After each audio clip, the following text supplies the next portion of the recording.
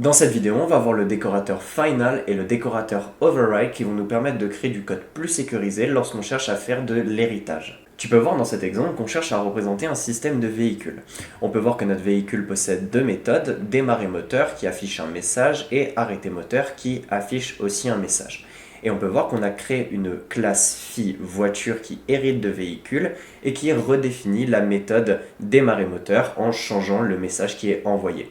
Ici, on va créer une instance de voiture et on va afficher le message de démarrage de moteur, ce qui va simplement afficher moteur, voiture allumée. Alors en soi, ce code il est très simple, mais il va me permettre de t'expliquer deux concepts qui sont très importants en programmation orientée objet.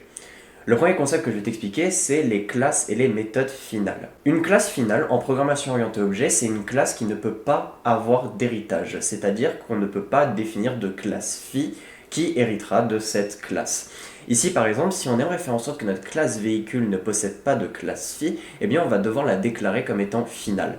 Pour faire ça, ce qu'on va faire, c'est que depuis la librairie typing, on va importer final. Final, c'est un décorateur qu'on va pouvoir utiliser directement au-dessus de la classe comme ceci, en faisant @final. Et désormais, vu qu'il y a ce décorateur, eh bien on va avoir une erreur qui nous dit qu'on ne peut pas faire d'héritage depuis la classe finale véhicule. On va aussi avoir la possibilité de créer ce qu'on appelle des méthodes finales. En gros, une méthode finale dans une classe qui n'est pas finale, c'est simplement une méthode qui ne peut pas être redéfinie. Quand on a une classe finale, vu qu'on ne peut pas faire d'héritage, techniquement l'entièreté de ces méthodes sont définies comme étant finales. Donc les méthodes finales peuvent être utilisées uniquement dans des classes qui ne sont pas finales. Donc ici, si on enlève le principe que notre classe véhicule ne peut pas avoir d'héritage, on aimerait faire en sorte que la méthode démarrer moteur ne puisse pas être redéfinie. Et bien pour faire ça, ce qu'on a juste à faire, c'est remettre ici le décorateur final. Et là, désormais, on va avoir la même chose, c'est-à-dire une erreur dans démarrer moteur qui nous dit qu'on ne peut pas redéfinir l'attribut final démarrer moteur puisqu'il est déclaré dans la classe de base véhicule. Et donc, ça nous empêche de redéfinir cette méthode dans la classe phi. Alors concrètement, quand est-ce qu'on doit créer des classes finales ? La réalité, c'est que la majorité des classes devraient être considérées comme étant finales puisque c'est très rare qu'une classe soit réellement compatible pour un héritage.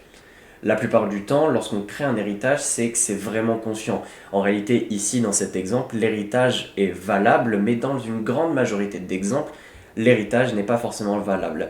Et donc, le système que je suis personnellement, c'est de d'abord considérer une classe comme étant finale, et si jamais plus tard je décide que cette classe a la possibilité d'avoir un héritage, eh bien je lui enlève le décorateur. Mais de base, lorsque je travaille sur du code qui est plus professionnel, eh bien je préfère mettre par défaut ce décorateur pour m'assurer qu'on ne fasse pas de l'héritage pour rien ou de l'héritage qui n'est pas forcément fait exprès.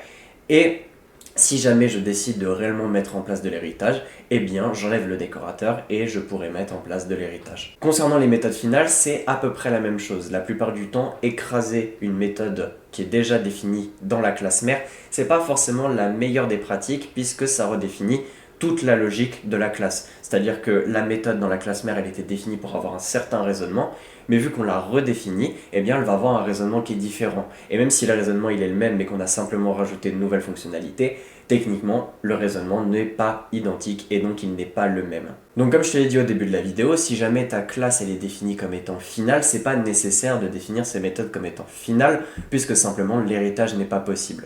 Mais il faut quand même bien réfléchir, si jamais la classe n'est pas finale, à quelle méthode définir comme étant finale ou non. Et la plupart du temps, tu te retrouveras aussi à remarquer que la méthode devrait être finale et donc ajouter le décorateur. Le deuxième concept qu'on va voir dans cette vidéo, ça va être l'overriding. En gros, l'overriding, c'est tout simplement le fait de redéfinir une méthode d'une classe mère dans une classe phi. Eh bien, en Python, il existe un décorateur qui nous permet de définir explicitement qu'on cherche à écraser une méthode d'une classe mère. Ce décorateur, il s'appelle override et il nous vient de la librairie typing, encore une fois. Et en gros, ce qu'on va faire, c'est qu'on va mettre ce décorateur lorsqu'on va chercher à écraser une méthode de la classe mère. Donc ici, c'est ce qui se passe avec démarrer moteur, qui est une méthode de la classe mère véhicule. Où ici, on va mettre directement override. Et donc ici, ça ne va rien nous afficher puisque c'est vrai. Mais si par exemple, on avait défini la méthode, je sais pas, on va définir une méthode test qui prend uniquement paramètre self qui renvoie none et on va pas lui définir d'implémentation parce que c'est juste pour un test et que ici on lui met override, eh bien ça va nous renvoyer une erreur qui nous dit que simplement la méthode test est marquée comme un override, mais aucune méthode dans la classe mère n'a été trouvée. Et donc l'override, ça va être extrêmement utile pour s'assurer que on cherche vraiment à écraser une méthode de la classe mère. Et en même temps, ça nous permet aussi de comprendre plus tard dans le code que démarrer moteur existe dans la classe mère. Puisque si on part du principe qu'on n'a pas accès au code du véhicule, eh bien et qu'on n'a pas le décorateur override, eh bien on n'a aucun moyen de définir que cette méthode démarrer moteur vient de la classe mère. Et donc, lorsqu'on a le décorateur qui est là, ça nous permet de bien comprendre que c'est une méthode qui vient de la classe mère et donc augmenter la sécurité du code. Et en même temps, si jamais la méthode dans la classe mère n'est pas abstraite, eh bien ça nous permet de comprendre que si jamais la méthode était supprimée, eh bien on aurait quand même une logique qui nous vient de la classe mère.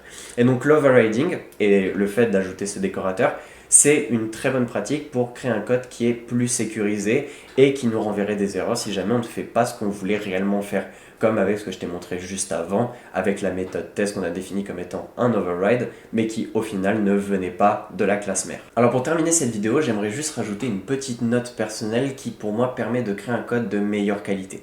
Personnellement, dans mon code, je ne redéfinis jamais une méthode d'une classe mère lorsque cette méthode dans la classe mère possède une implémentation. La plupart du temps, je redéfinis uniquement les méthodes abstraites qui sont donc obligées d'être redéfinies. Mais lorsque, comme ici, la méthode possède une implémentation, je ne veux pas la modifier puisque c'est...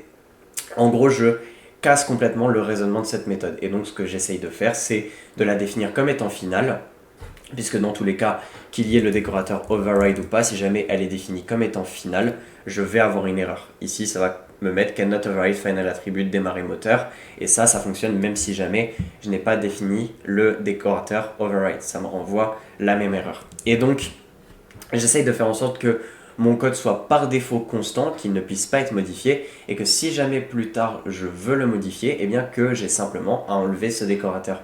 Mais concernant les méthodes, j'essaye toujours de faire en sorte que si jamais la classe mère a défini une certaine logique, j'essaye de respecter cette logique et de ne pas la bâcler pour redéfinir ma propre logique.